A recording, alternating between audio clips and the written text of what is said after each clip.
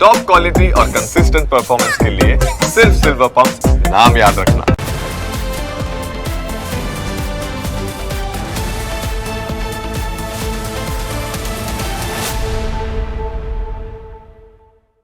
बात हवे अन्य मुद्दा विषय।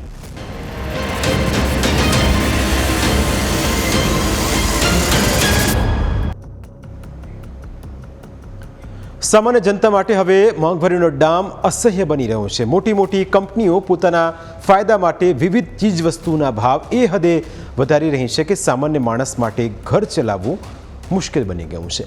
એક સામાન્ય રિક્ષાવાળો રાત્રે ઊંઘી પણ નથી શકતો કારણ કે ઘર ચલાવવા માટે તે પૂરતા રૂપિયા કમાઈ શકતો નથી। અને તેવામાં અદાણી કંપનીએ સીએનજીના ભાવમાં વધારો કરતા હવે રિક્ષા ચાલકો હડતાલ પર ઉતરી ગયા છે।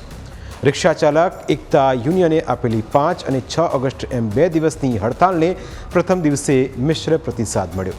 ઘણી જગ્યાએ રિક્ષાના પૈડા થંભેલા જોવા મળ્યા તો ઘણી જગ્યાએ સામાન્ય દિવસોની જેમ જ રિક્ષાઓ દોડતી જોવા મળી। રિક્ષા ચાલકોની હડતાલના મુખ્ય 2 મુદ્દા છે। એક, સીએનજીના ભાવ વધીને 94 રૂપિયા થઈ ગયા છે। આ ભાવ વધારાને લઈ રિક્ષા ચાલકોમાં આક્રોશ છે। બીજો મુદ્દો ઓલા, ઉબેર અને રેપિડો સામેનો છે। રિક્ષા ચાલકોનું કહેવું છે કે ઓનલાઈન સિસ્ટમ બંધ થવી જોઈએ। કેટલાક રિક્ષા ચાલકોનું કહેવું છે કે ઓનલાઈનનું ચલણ એટલું વધી ગયું છે કે લોકો સીધું જ ઓનલાઈન બુકિંગ કરાવે છે અને તેના કારણે જે રિક્ષા ચાલકો રેપિડો કે ઓલા, ઉબેર સાથે જોડાયેલા નથી તેમને જલ્દી ગ્રાહકો નથી મળતા અને તેમાંય સીએનજીનો ભાવ આસમાને પહોંચી જતા તેમની હાલત કફોડી બની છે।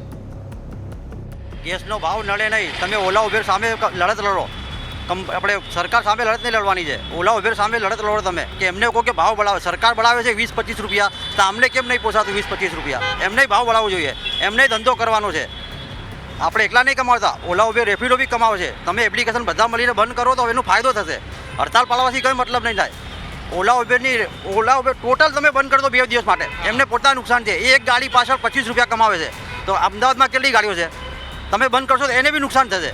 રિક્ષાવાળાને એકલા નુકસાન નથી, રિક્ષાવાળા કંઈ બી કમાઈ લેશે, શટલ મારશે, કંઈ બી કરશે, એમને ફાયદો જ છે। નુકસાન મોટી કંપનીને છે। આપણે સરકારથી લડત લડીને કંઈ મતલબ નહીં। મેન મસલો છે ઓલા, ઉબેર, રેપિડો જેવી કંપની સામે તમે લડત લડો।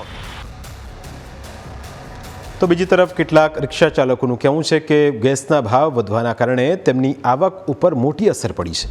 આજથી 5 વર્ષ પહેલાં રિક્ષા ચાલકો 55 રૂપિયે ગેસ પુરાવતા હતા, તેના ભાવ હવે ડબલ થવાની નજીક પહોંચી ચૂક્યા છે, પરંતુ તેની સામે આવક ડબલ નથી થઈ અને મોંઘવારી વધી ગઈ છે, જેના કારણે તેમનું ઘર ચલાવવું પણ મુશ્કેલ બની ગયું છે। ગવર્મેન્ટ પ્રમાણે જે થતું હોય એ પ્રમાણે ભાડું તો વધવું જ જોઈએ, કેમ કે અત્યારે ગેસના ભાવ વધતા જાય છે, બરાબર।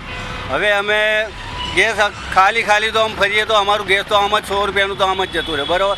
હવે કોઈ પેસેન્જર હવે 30 રૂપિયાનું ભાડું હોય, અહીંથી 1-2 કિલોમીટર તો એને લેવા જવું પડે, બરાબર। હવે એ ભાડું તો એ ગેસ તો અમારો ફાલતુમાં જ જાય, બરાબર।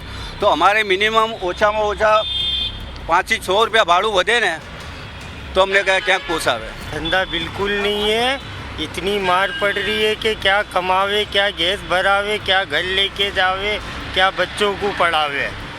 अभी तो रिक्शा चलाना यानी इतनी तकलीफ वाले माहौल है कि कुछ पूछो नहीं। 94 रुपये गैस यानी एक शटल मारो तो 94 रुपये का गैस ख़त्म हो जाता है। फिर उसके बाद गैस पंप पे लाइन लगाओ, फिर उसके बाद 94 रुपये का गैस भराओ। इसके लिए पोसा ही नहीं रहा है जरा भी। બીજી તરફ વિજલપુર સહિતના કેટલાક વિસ્તારોમાં ઘણા રિક્ષા ચાલકો હડતાલને સફળ બનાવવા માટે રસ્તા ઉપર ઉતરી આવ્યા। હડતાલમાં ન જોડાયેલા રિક્ષા ચાલકોની રિક્ષામાંથી મુસાફરોને અધવચ્ચે જ ઉતારી દેવાયા। તમામ રિક્ષા ચાલકો હડતાલમાં ન જોડાતા અંદરો અંદર નારાજગી પણ જોવા મળી। અમે જબરજસ્તી ઊભા રાખી રહ્યા છીએ, બાકી કોઈ સમર્થન આપી નહીં રહ્યું। જો સમર્થન આપશે તો જ ત્યાં ગેસના ભાવમાં જે ઉછાળો થયો છે ને એ નોર્મલી થશે અને ભાડામાં બી વધારો થશે। બાકી આવી રીતે રહેશે કોઈ 1-2 કે હું મારા ફેમિલીને લઈને જઈ રહ્યો છું કે મારા બ્રધરને લઈને જો દવાખાને જઈ રહ્યો છું, તો આવી રીતે બહાના કાઢીને અગર રિક્ષા ચલાવશે તો કંઈ ફરક પડવાનો નથી સરકારના। એ ઉપરથી આજે 94 થયા છે તો કાલે પછી 100 રૂપિયા બી થઈ શકી જશે। આવી રીતે રહેશે તો કંઈ થશે નહીં। સાથે મળીને અગર હડતાલ કરીશું તો આનો કંઈ સોલ્યુશન આવશે। અમે જ્યારે અમે 300 કે 200માં ગેસ પુરાવતા હતા, અમારી ટાંકી ફૂલ થતી. અત્યારે 400 રૂપિયામાં થાય સાહેબ, અને 400 રૂપિયામાં આખા દિવસ ફરીએ ત્યારે 1000 રૂપિયાનો ધંધો થાય. હવે 1000 રૂપિયામાંથી 400 કાઢો, 600 રૂપિયામાં શું ઘર પરવડે સાહેબ? કે જો આજે 1 મહિનાની અંદર 12 રૂપિયા જે ભાવ વધ્યો છે સીએનજીમાં, અને એ પ્રમાણે અમારું મીટર ભાડું વધ્યું નથી હજુ. ખાલી લેખિતમાં મૌખિક કહેવામાં આવ્યું હતું કે વધારી આપીશું, પણ હજી વધાર્યું નથી. તો એ અસરને અમે પહેલાંનો ટાઈમ જે હતો આ 12 રૂપિયા નહોતા વધ્યા, એની પહેલાં અમારી રિક્ષાનું ટેન્ક 200થી 300 રૂપિયામાં ફૂલ થઈ જતું હતું. અત્યારે 500 રૂપિયામાં થાય છે, તો અમને પોસાવું પણ જોઈએ. એ નથી પહોંચાતું અમને, એના હિસાબે અમે હડતાળ રાખી છે. રિક્ષા ચાલકોનું કહેવું છે કે જ્યારે ભાડું ઓછું હતું ત્યારે તેમને પેસેન્જર મળી રહેતા, પરંતુ હવે જલ્દી પેસેન્જર મળતા નથી અને તેના કારણે ઘણી રાહ જોવી પડે છે. એટલું જ નહીં, હવે રિક્ષાઓ પણ વધી ગઈ છે, તેના કારણે આવક ઉપર મોટી અસર પડી રહી છે. તો આજની તારીખમાં જે ભાવ હતો એ પણ અમને મોંઘો જ પડતો હતો. હવે એમાં પણ ભાવ વધી ગયો. અત્યારે સમથિંગ કદાચ 3.5 થી પોણા 4 રૂપિયા કે 4 રૂપિયા કંઈક ભાવ વધારેલો છે. એક્ઝેક્ટ મને ખબર નથી, પણ એટલો તો ભાવ વધેલો જ છે. હવે અમે એના એ જ ભાવમાં પહેલાં પણ નહોતું પોસાતું, ને હવે ભાવ વધી ગયો છે ગેસનો, તો આ ભાવમાં અમને કઈ રીતે પોસાશે?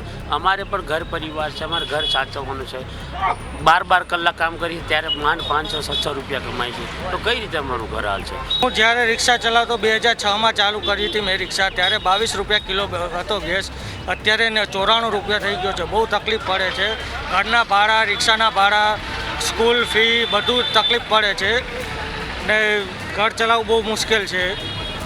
અને અમારે રિક્ષાવાળાઓને અને યુનિયનવાળાઓને એટલી વિનંતી છે કે અમારી સાથે જોડાઓ, તો સરકારને અને અદાણીવાળાઓને ખબર પડે કે કેવી રીતના ઘર ચલાવાય. બહુ અસર પડે છે. સ્કૂલની ફી તો 22,000 તો 24,000 છે, ટ્યુશનની ફી છે 28,000 જેવું, એટલે મહિને બહુ તકલીફ પડે છે.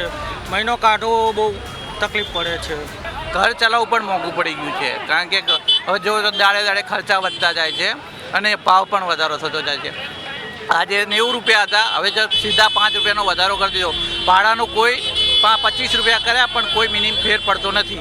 એના હિસાબે અમને કોઈ પણ જાતનો સહાય મળે અને ભાવ વધારો થોડો ઓછો થાય અને ભાડું 5 રૂપિયા વધે તો એમની સરકારની નમ્ર વિનંતી. घर चलाना बहुत मुश्किल हो रहा है अभी तो. रोज़ रोज़ बढ़ता है, अठवाडिये में 5 दिन में 4 दिन में रोज़ रोज़ बढ़ रहा है भाव.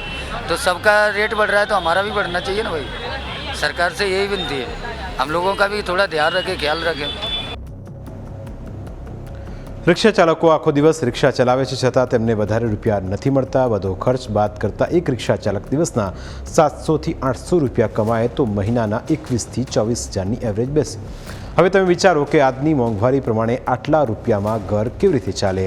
આ સવાલ રિક્ષા ચાલકો પૂછી રહ્યા છે. તેમાં હવે એ જોવું રહેશે કે આગામી સમયમાં સીએનજીના ભાવ ઘટશે કે પછી રિક્ષાના ભાડામાં વધારો થશે. જોકે અહીં એક વાત ચોક્કસ કહેવી રહી કે આવી તકનો લાભ ઉઠાવીને કેટલાક રિક્ષા ચાલકો પોતાના ખિસ્સા પણ ભરે છે. આજની જ ઘટના, અમારા જ એક સહયોગી જ્યારે પાલડીથી વાડજ જવાનું કહેતા તેમને રિક્ષાવાળાએ 150 રૂપિયાનું ભાડું કહ્યું, જે તેના નિયમ કરતાં, રોજની એવરેજ કરતાં અને રોજના ભાડા કરતાં કદાચ 3 ગણા હતા. એટલે તકનો લાભ ઉઠાવીને રિક્ષા ચાલકો આ રીતે લોકોને ન લૂંટે, તેમના હકની વાત ચોક્કસ કરે, પણ આ રીતે જ્યારે કોઈ વ્યક્તિ એમની રિક્ષામાં સવારી લે ત્યારે લૂંટવાનું બંધ કરે એ પણ જરૂરી છે. પ્રાઇમ 9માં સમય થયો છે બ્રેકનો. બ્રેક બાદ અન્ય મુદ્દા વિશે વાત.